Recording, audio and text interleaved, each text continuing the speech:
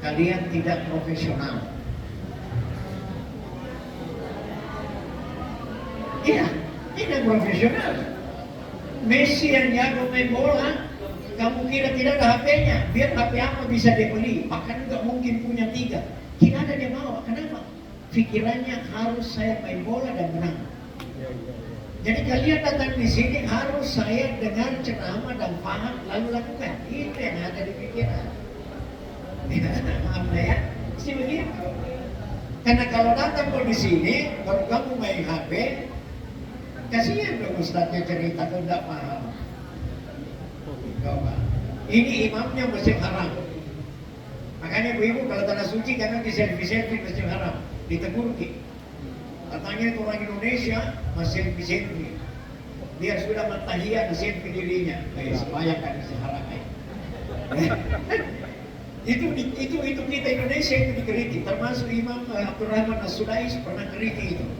Kenapa katanya orang Indonesia itu harus memperkenalkan dirinya, ada kan di sini, lagi ini kan. Makanya Indonesia itu termasuk urutan kedua ya, kalau tidak urutan pertama kesibukan Facebooknya di dunia. Ya, kenapa? Karena kita ini paling banyak menggunakan itu media. Tapi kalau digunakan untuk ibadah, untuk agama, tidak apa-apa. Misalnya kirim-kirim kalimat-kalimat indah ke teman-temannya. Ya. Jadi anak-anakku ini saya mulai seperti itu. Nah, bicara tentang Rasulullah, karena di sini nak temanya membentuk karakter. Ada satu karakter Rasulullah yang ini saya tekankan hari ini. Ya, sifat Rasulullah yang sangat tinggi, mulia, yaitu rasa malu, syirik. Ingat ya, syirik, harga diri, kehormatan, marwah, kehormatannya. Bukan siri-siri, lain siri-siri. Kalau siri-siri itu tidak bagus. Kalau anak SMK 3 disuruh baca hadis, berani. Oh, itu berarti dia ada sirinya. Tapi kalau dia tidak mau, berarti dia siri-siri. Siri tidak boleh. Harus siri. Malu kalau tidak bisa. Malu kalau tidak pandai. Malu kalau tidak taat. Apalagi tadi disampaikan ayat, ada 4T atau TA. Taat agama, melaksanakan ibadah, taat peraturan. Coba. Nah, Rasulullah sifat malu saja satu kita mau sampaikan, karena Nabi pernah mengatakan la imana liman la haya'ala. Tidak ada iman seseorang kalau dia tidak punya rasa malu. Tak kali ingat, dia orang kita masih anak-anak, masih kanak-kanak. Marakka ibadu si ba'amurena. Karena itu apa namanya? Itu Ka'bah itu kadang rusak kalau banjir. Tapi hanya banjir bisa bikin rusak Ka'bah, kalau angin tidak. Kamu tahu kalau jurusan apa bangunan ini, itu ternyata Ka'bah itu sudutnya berada sesuai dengan arah mata angin. Makanya tidak bisa roboh, Pak. Jadi angin dari timur itu terbelah karena sudutnya Ka'bah di timur. Jadi kalau ada nih kencang dari timur, terbelah itu angin. Jadi tidak bisa merobohkan Ka'bah. Itu namanya rukun yang menghadap timur itu, anak-anakku dengar baik-baik, itu namanya rukun Hajar Aswad, paling timur. Jadi kamu kalau ke Mekah nanti mau masuk Masjid Haram, kamu lewat pintu Bab Salam dari timur, kamu langsung dapati yang namanya Hajar Aswad. Di bagian selatan, sudut juga, namanya rukun Yamani. Karena kampung Yaman di sana, di bagian selatan. Jadi rukun Yamani. Kalau ada angin kencang dari selatan, Ka'bah tidak roboh.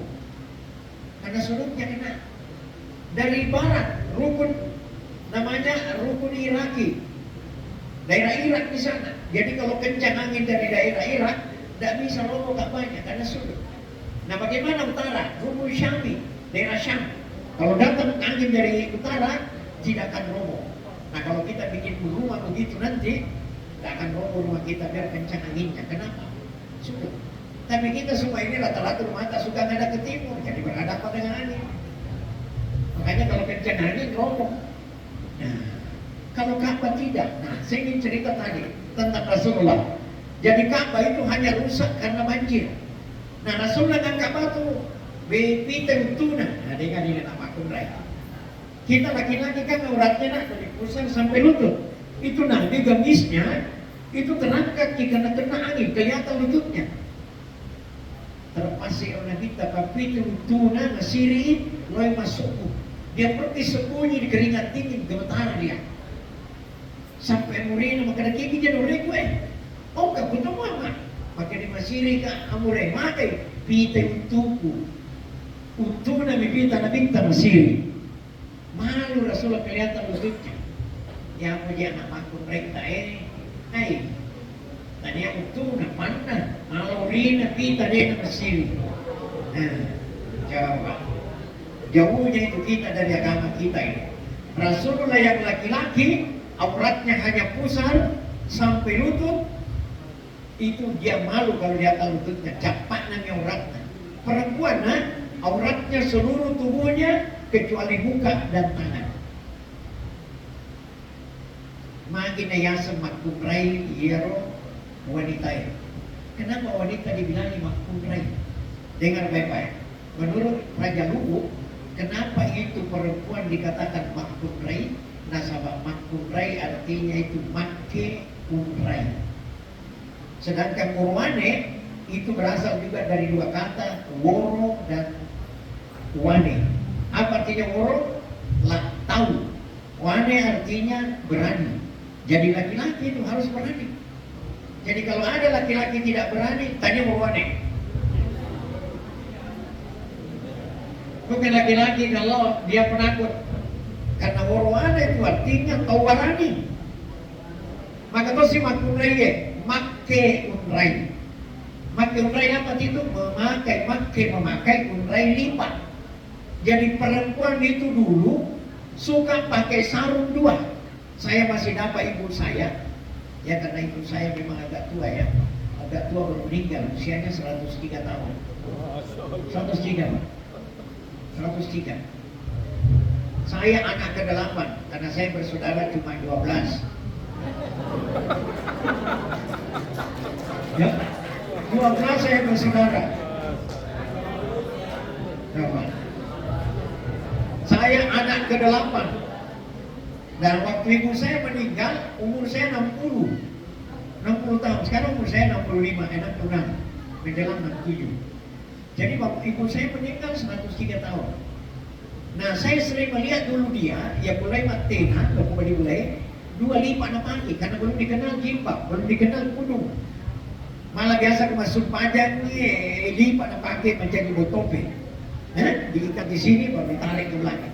Saya masih dapat ibu saya begitu. Jadi memang makun rai itu harus menutup aurat. Makai unrai, memakai sarung, tapi dua lipat. Sindiawan, sindiasa. Makanya perempuan itu semakin menutup auratnya, semakin lelaki penasaran. Makanya tuh perempuan cantik kalau dia pakai kudung. Kalau dia pakai kudung tidak cantik.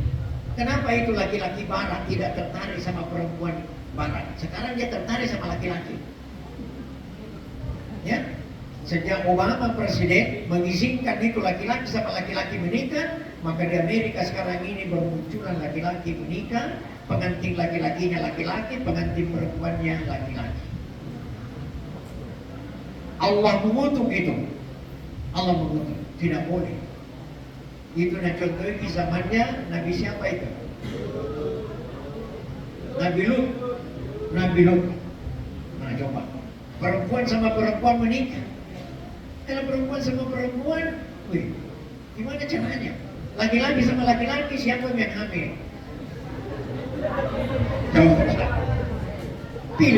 Pilih istrimu itu yang besar perutnya supaya bilang ya hamil kita uang. Besar ke perutnya. Nah coba. Jadi Rasulullah siri itu nak penting sekali. Malu. Malah teman-teman dari Allah. Ya kubicai ambok kuriolo malaga kata bicai ambok na kedai kana kudai sirimu indra kusiri. Kalau kamu tidak malu, pinjam malunya temanmu. Coba.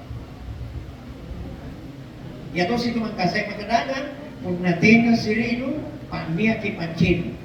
Kalau kamu tidak punya rasa malu, cukup tunjukkan ke diriku bahwa kamu menghormati saya. Contohnya, ang kasih bawa tak kurang ajar, sembarang nagigao, manenang, sembarang, gorang-gorang, lalengit. Tapi dito kanjak kemudangi tak dampungan yang di sirimu punatiena sirimu pandiat pacino. Artinya kalau kau tidak punya malu cukup kau hormati saya hari ini. Kau jaga saya, kau jangan permalukan saya. Itu orang Makassar bilang begitu. Jadi namuko maja namuko mabetta aja lalu namuko pangapana aja lalu minno agaga kung kaka itu si bawah hormati saya. Itu orang Makassar itu. Makanya orang Makassar itu ada moto adatnya mengatakan sirik na pancing, ya, sirik na pancing. Anak-anakku dengan ini orang Makassar dulu, tapi sekarang sudah luntur ya. Orang Makassar dulu biar dia anak SMP, tapi kalau dibawa lari ke saudara perempuannya sama laki-laki, dia nanti berhenti cari. Kalau dia sudah tikam laki-laki itu, dia sudah bunuh. Jadi biasa itu ada orang Makassar mati di pasar karena sementara belanja didapat sama adik iparnya, adik ipar tidak resminya ditikam dia di pasar. Dan itu banyak kejadian dulu di Goa, di Takalar dan di Makassar. Kenapa? Sirik. Orang Makassar merasa malu kalau saudara perempuannya dibawa lari, kawin lari. Makanya kamu jangan kawin lari nak. Karena bagaimana kita mau sementara kau lari nggak mau kau dikasih amplop. Maksudnya tuh kawin lari, dia lari dulu baru menikah. Bukan berarti sambil lari dia menikah. Ya, sambil lari-lari saya terima nikahnya ya enggak ada. Ya, enggak ada ya. Enggak ada. Namanya kawin lari artinya dia lari sembunyi baru dia menikah di tempat lain. Dan itu orang Makassar dendam dia sampai dia tikam itu laki-laki. Tapi ada jawabannya, ya. Apa itu? Lomat decing. Dia kasih kabar, mau nggak baikan? Ada anakku satu, boleh. Tapi kau bawa uang sekian, dan bawa menyembelih kambing atau sapi, sudah. Damai ini dia. Lomat decing, ya. Abaji istilahnya kalau di Makassar. Namanya abaji, artinya mau baik damai kembali. Jadi anak-anakku dengar ini. Jadi Rasulullah sifat yang paling dia utamakan malah sejak kecil dia ada namanya rasa malu, sirik. Makanya itu ada pepatah orang tua, bukan pepatah pantun ya. Makunrai sampoi alemu nasaba sirik. Orwane sampoi yanega sampoi alemu nasaba asak baraka. Jadi laki-laki itu sangat bagus kalau dia sabaran. Sedangkan perempuan sangat bagus kalau dia punya rasa malu tinggi. Sirik.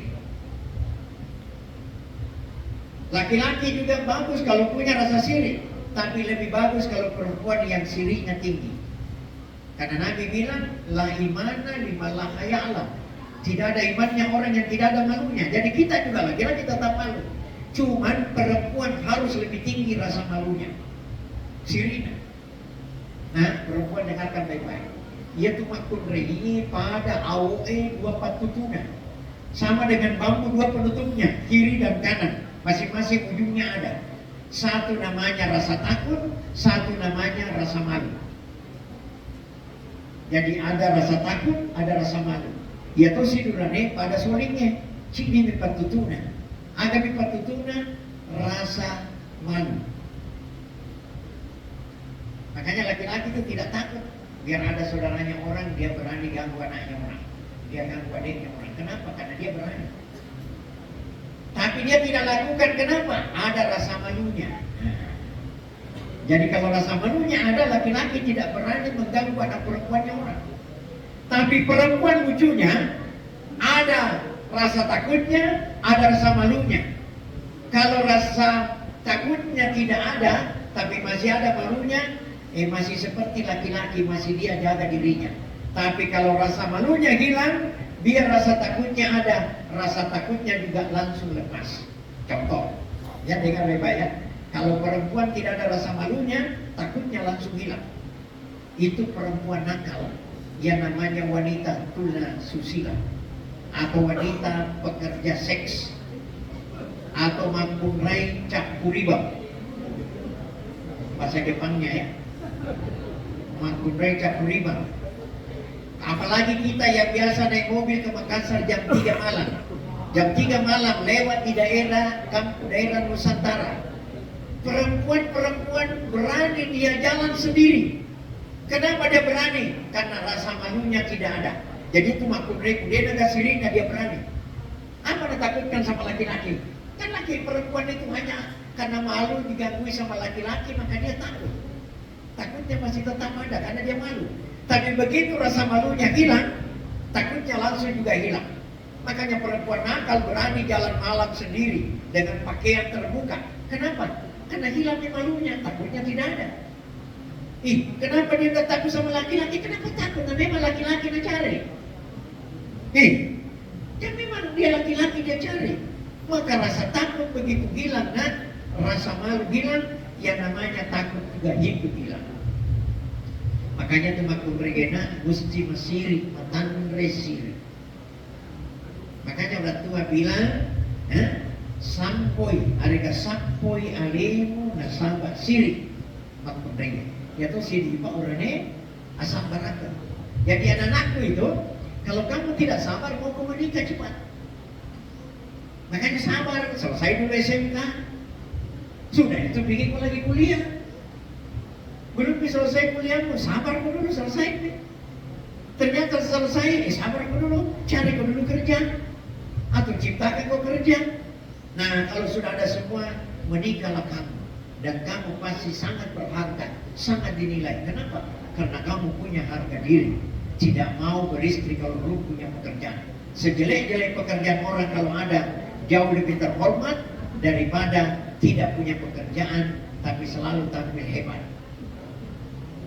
Orang Arab bilang, laisal fata may yaqulu kana abi, walakinnal fata may yaqulu kana ha anaza.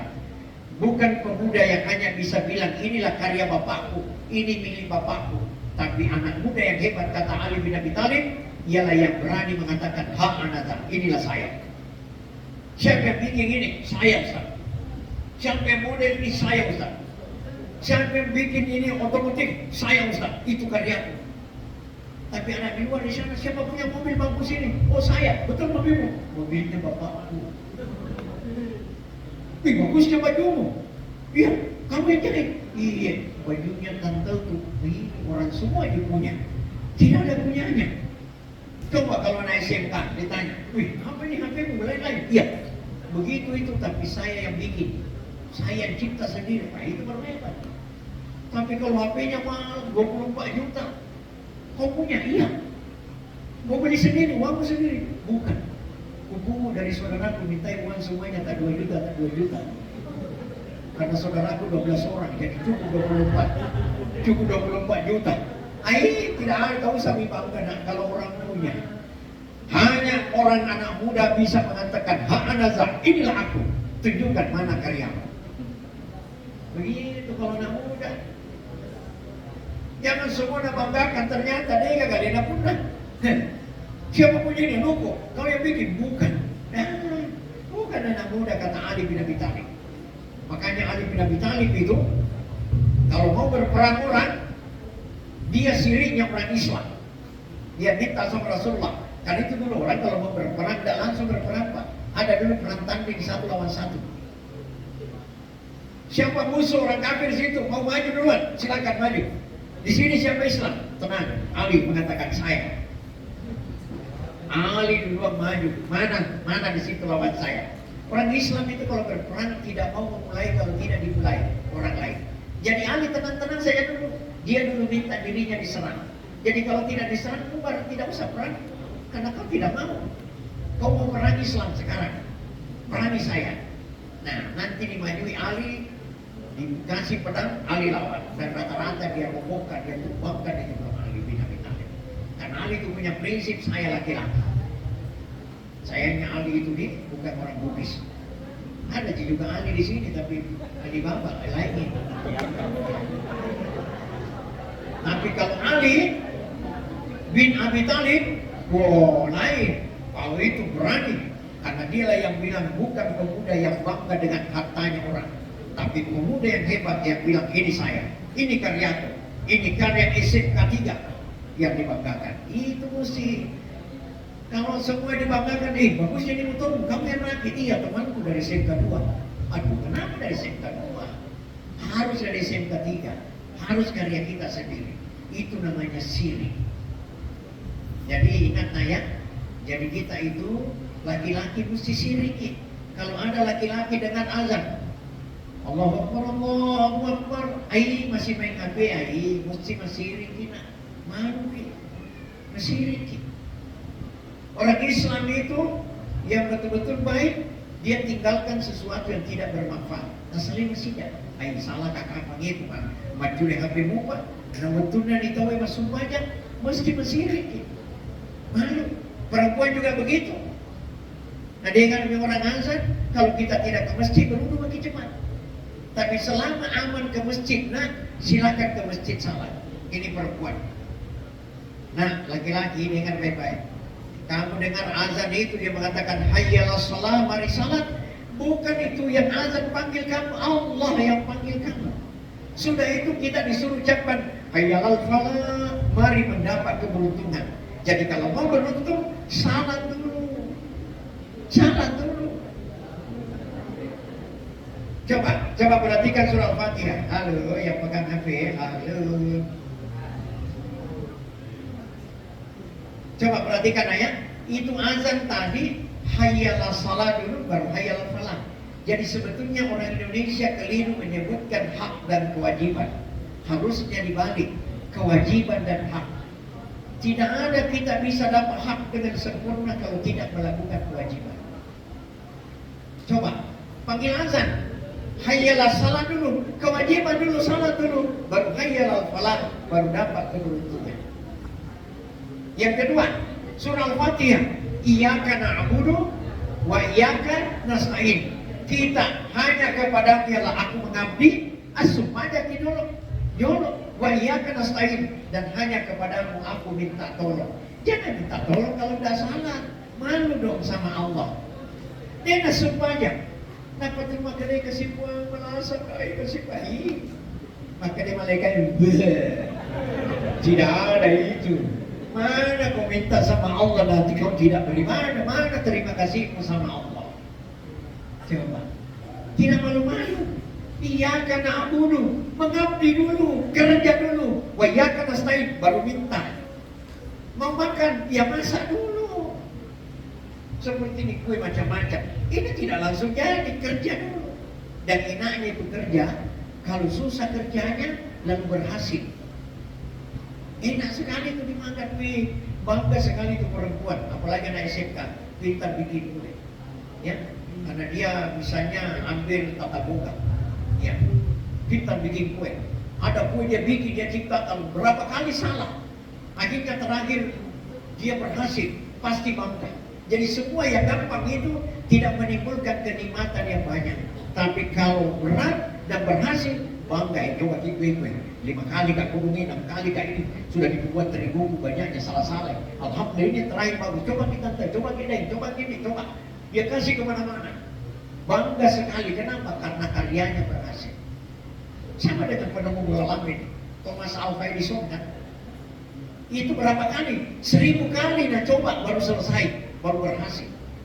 Jadi kalau orang gagal, nah jangan putus asa. Karena kegagalan itu langkah anak tangga menuju keberhasilan. Jadi jangan mau serba instan. Tidak mau repot, nah Indomie saja. Tinggal dibuang di air panas, selesai.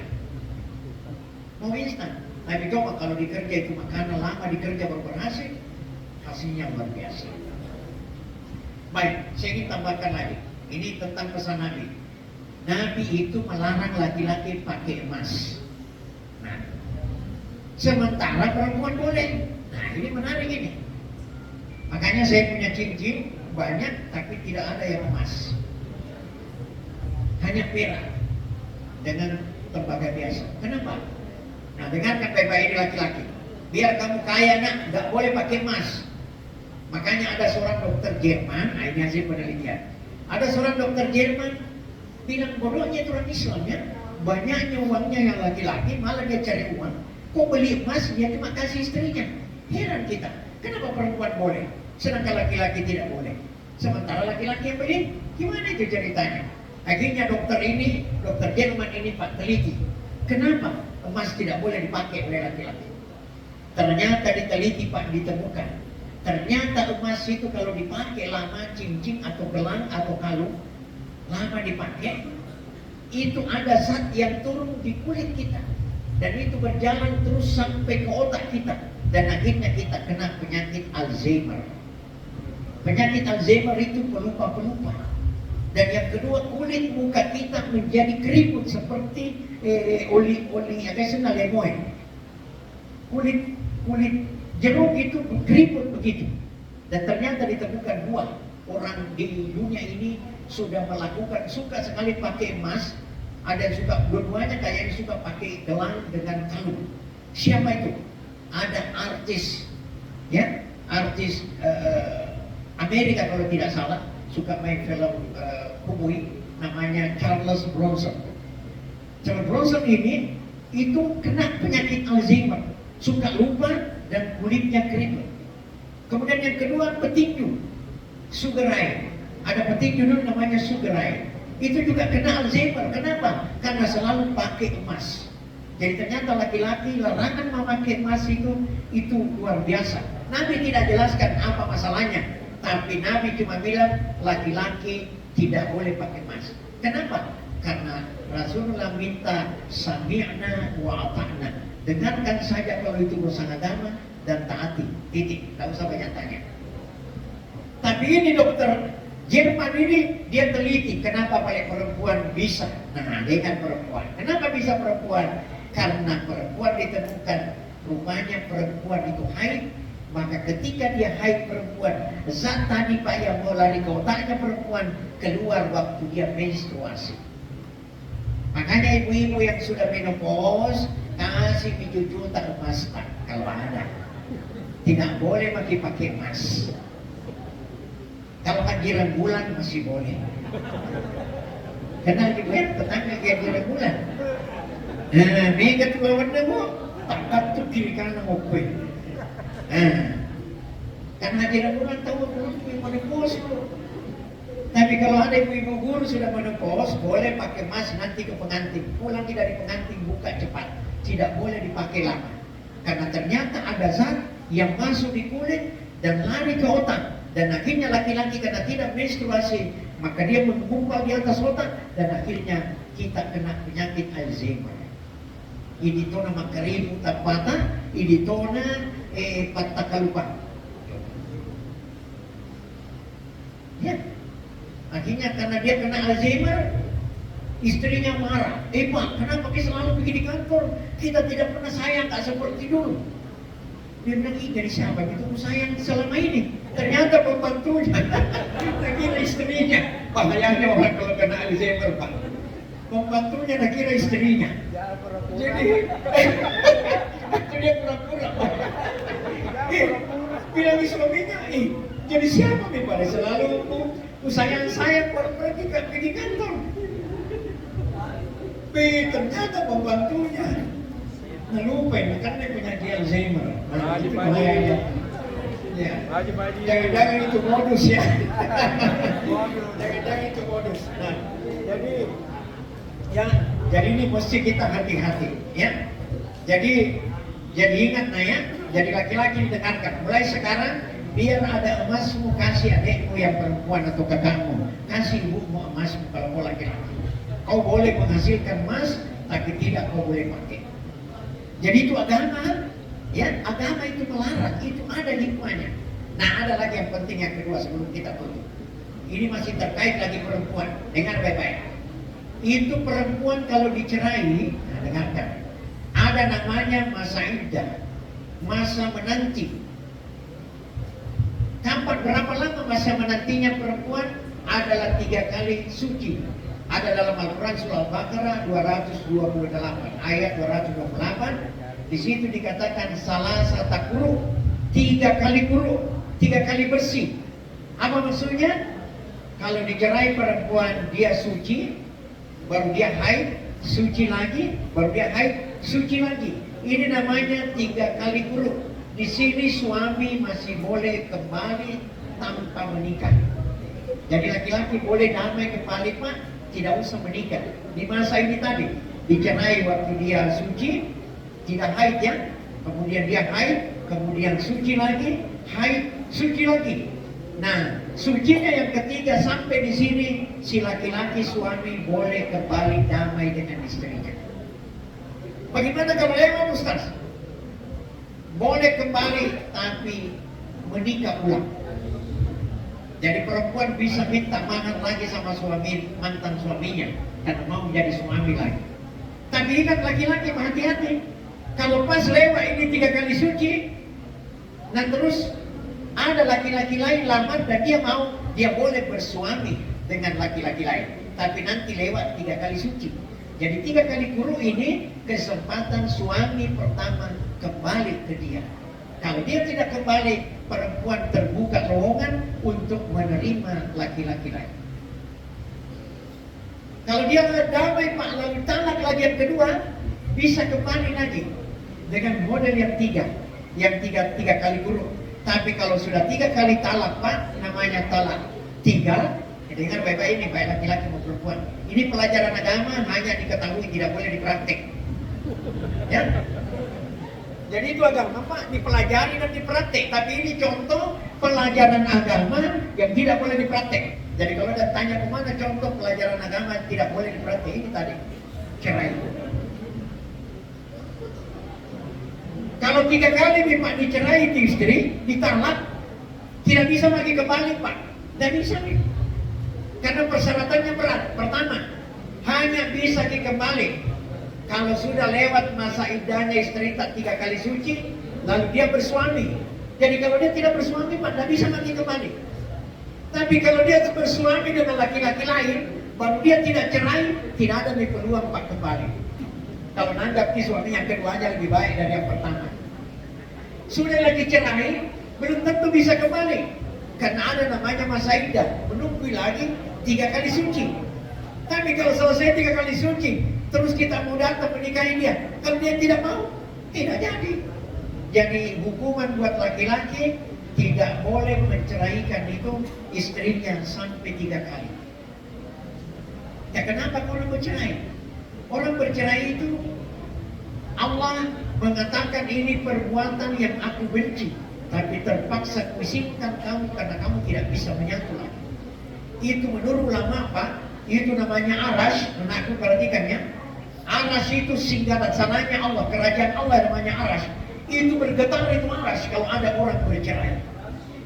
Kenapa? Allah marah, Allah tidak suka kalau ada orang bercerai. Makanya ini bercerai hanya pelajaran agama yang tidak boleh dipraktek. Yang kedua Pak, laki-laki tidak boleh menceraikan istrinya yang haid. Harus menunggu Pak nanti suci. Jadi ibu-ibu dengarkan, kalau ada suami menceraikan istrinya, Bu, maju ke cepat bela itu saudara yang perempuan. Tanya dia haid atau tidak? Haid kan? Pak batal, lampu merah Pak. Tidak boleh dicerai istri tak sedang haid. Kenapa? Itu Rasulullah betapa lembut mengajarkan kita agama, mengajari kita agama. Coba dengarkan anak-anakku laki-laki. Itu perempuan dong. Kalau haid itu sakit perutnya sampai ke bawah. Sakit itu perutnya perempuan. Banyak perempuan sakit perutnya kalau haid. Yang kedua, kau cerai lagi. Sakitnya tuh di sini. Pegang di sini. Sakitnya tuh di sini. Coba, jadi 2 sakitnya itu perempuan kalau dicerai. Apalagi dia kalau haid. Makanya Nabi bilang laki-laki yang menceraikan istrinya tidak boleh dalam keadaan haid, harus suci. Dan kalau mau kembali boleh, tapi 3 kali kuru. Kemudian bagaimana kalau perempuan meninggal suaminya 4 bulan 10 hari? Nah, ada dokter Pak teliti. Ini yang cerita terakhir yang perlu kita ketahui. Ada dokter namanya Robert Wilhelm. Robert Wilhelm ini ya, itu dari Albert Einstein College. Dia seorang dokter hebat, yang malah dia sudah profesor sebetulnya. Dokter Robert Wilhelm. Dia heran, kenapa itu orang Islam kalau dicerai harus menunggu 3 bulan baru boleh bersuami laki-laki lain. Terus kalau dia meninggal suaminya, kenapa mesti 4 bulan 10 hari? Kenapa tidak 3 bulan saja? Ya, seperti perempuan yang bercerai mati hidup. Kan kalau bercerai hidup Pak 3 bulan, 3 kali kurung. Tetapi kalau bercerai mati itu 4 bulan 10 hari. Mana itu? Dalam Al-Quran surah Al-Baqarah ayat Samsung ayat 2, 3, 4.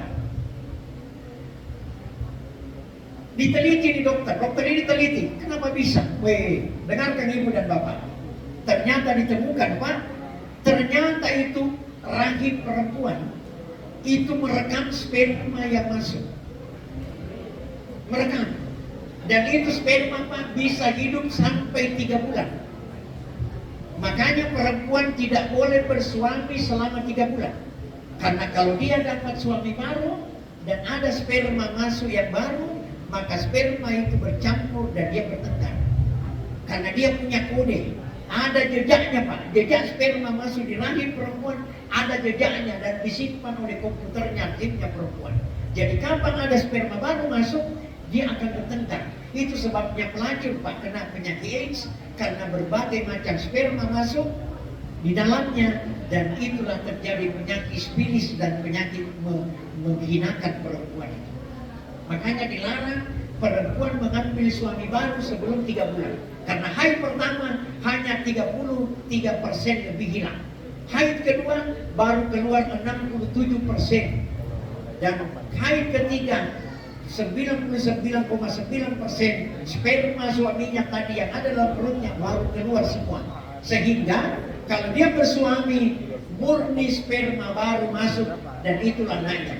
Itu sebabnya, itu sebabnya kenapa perempuan tidak boleh 2 suaminya, tidak boleh 3 suaminya, karena itu berbahaya. 3 sperma, 3 macam kode sperma masuk, itu akan bertengkar dan hanya menghasilkan penyakit, tidak akan menghasilkan anak.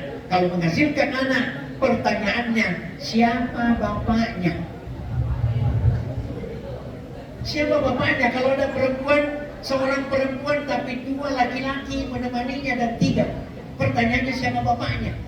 Beda kalau laki-laki Pak, 4 istrinya. Kita ketemu 4 perempuan hamil. Siapa suaminya? Kenapa dia hamil? Itu bapak yang pakai baju kuning. Kalau kita hamil juga iya. Mana suaminya? Yang itu yang baju kuning. Kita itu yang baju kuning.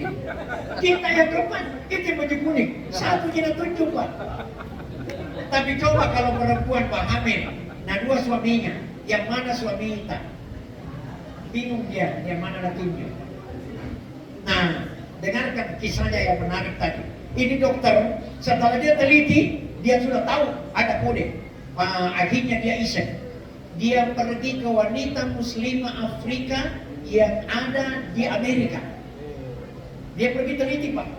Setelah dia teliti, dia periksa itu wanita yang sudah berkeluarga, wanita Afrika tapi muslimah. Ternyata bekas sperma yang masuk di tubuhnya hanya 1, termasuk di tangannya. Jadi bekas sentuhan laki-laki di tangannya hanya juga 1 bekas laki-laki. Makanya mulai dia tertarik bahwa agama Islam itu luar biasa. Kenapa? Karena ternyata wanita muslimah suci hanya mau disentuh dan hanya mau disetubuhi oleh 1 laki-laki yang resmi jadi suami. Akhirnya dia teliti ulang lagi. Wanita Amerika yang sekuler. Dia teliti Pak. Ternyata apa ditemukan? Ternyata ditemukan ada yang 2 dan ada 3 kode sperma yang masuk di rahimnya. Berarti dia selingkuh. Jadi dia berkesimpulan wanita yang paling suci di muka bumi ini hanya wanita muslimah. Karena setelah diteliti wanita muslimah Afrika hanya 1 sentuhan tubuh dan 1 bentuk kode sperma masuk dalam rahimnya. Sementara wanita sekuler Amerika 2 sampai 3, bahkan ada yang sampai 4 kode sperma masuk dalam tubuhnya. Yang terakhir yang menarik Bu, akhirnya coba teliti istrinya. Wah, teliti juga istrinya. Mau tahu berapa kode sperma masuk dalam tubuh istrinya? Kagetnya Pak, temukan 3 kode sperma masuk dalam tubuh istrinya. Tanya baik-baik, saya menemukan 3 kode sperma dalam tubuhmu. dia menganggukkan kepala betul. Saya selingkuh dengan 2 laki-laki lain. Itu 3 anak tak? Yang anakmu itu hanya yang pertama. Yang kedua itu laki-laki lain. Yang ketiga itu juga laki-laki lain. Jadi ternyata penelitiannya itu membuat dia yakin Islam agama satu-satunya yang betul-betul kesucian perempuan dijaga. Maka dia mengucapkan 2 kalimat syahadat, masuk Islam. Dan istrinya juga mengucapkan 2 kalimat syahadat karena melihat suaminya betapa dia terteguh kagum dengan agama yang betul-betul menjaga kehormatan dirinya. Kesimpulan kita hari ini, anak-anakku perempuan, jaga dirimu baik-baik. Jaga dirimu baik-baik. Perempuan, jaga dirimu baik-baik. Nasihatnya Nabi terakhir meminta jaga salatmu dan jaga perempuan. An-nisa, jagai makhluk lain. Ya, jaga baik-baik. Jangan sampai ada kasus-kasus terjadi yang memalukan dan memilukan. Ya, saya kira kita tahu ada kasus yang terjadi di daerah Gorontalo baru-baru ini sangat memilukan. Karena itu jangan sampai ada terjadi di antara kita. Karena kita semuanya cinta kepada Allah. Qul in kuntum tuhibbuna Allah fattabi'uni, kata Allah. Hei Muhammad, beritahu hambaku jikalau kalian benar-benar cinta kepada Allah, fattabi'uni. Muhammad bilang kepada hambaku, suruh ikut kepada dirimu. 2 aku berikan. Yang pertama, yuhibbukumullah, saya membalas cinta hambaku itu. Yang kedua, wa yaghfir lakum dzunubakum, dan saya akan mengampuni dosa-dosanya. Jadi anak-anakku, kalau kita cinta kepada Allah, caranya contohi Rasulullah. Kalau sudah dicontohi Rasulullah, Allah memberi 2 balasan. Pertama, yuhibbukumullah, Allah membalas cinta kita. Yang kedua, wa yaghfir lakum dzunubakum, dan Allah mengampuni dosa-dosa kita. Saya kira inilah yang saya bisa antarkan kesempatan ini. Mari kita akhiri dengan sama-sama berdoa untuk kita semua, dan mudah-mudahan doa kita Allah menerimanya dan Allah menuntun kita menjadi hamba yang baik, dan kita akan punya karakter seperti contoh ya tentang harga diri dan meneladani sifat-sifat Rasulullah dalam kehidupan kita sehari-hari. Bismillahirrahmanirrahim. Alhamdulillah hamdan yuwafi ni'amah wa yukafi mazidah. Rabbana walakal hamdu kama yanbaghi li jalali wajhika wa 'azimi sultanik. Allahumma ya Ghaffar, wahai Allah yang Maha Pengampun, ampuni dosa kami ya Allah, dosa kedua orang tua kami, dosa guru-guru kami, dosa diri kami ya Allah. Ya Allah ya Tuhan kami, tidak ada yang bisa mengampuni dosa kami selain Engkau ya Allah. Ya Allah, berikan petunjuk kepada kami dan rahmati kami, lindungi kami ya Allah, dan tuntun kami agar kami senantiasa melakukan yang baik. Kami mencontohi Rasulullah Muhammad SAW. Allahumma salli wa sallim wa barik alaihi. Allahumma ya Allah, kami tahu rasa malu itu adalah sesuatu kehormatan. Maka berikanlah rasa malu pada ya Allah akan agamamu. Saya malu tidak salah. Saya malu terlambat masuk belajar. Saya malu tidak berprestasi. Saya malu tidak menghormati orang tua dan guru. Dan saya malu kembali kepadamu ya Allah dengan ibadah yang tidak sempurna. Rabbana atina fid dunya hasanah wa fil akhirati hasanah wa qina adzabannar. Subhana rabbika rabbil izzati amma yasifun wa salamun alal mursalin walhamdulillahi rabbil alamin. Terima kasih atas perhatian semua. Nasrun minallah wa fathun qarib wa basyiril mu'minin. Assalamualaikum warahmatullahi wabarakatuh.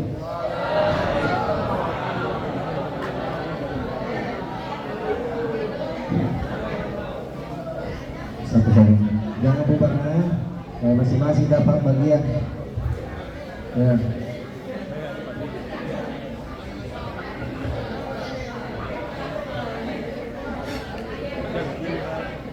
Demikianlah Iklan Maulid yang telah disampaikan oleh Al-Ustaz Dr. Haji Andi Kalampata MPes. Sedikit yang saya simpulkan, tidak ada iman seseorang jika tidak ada rasa malu.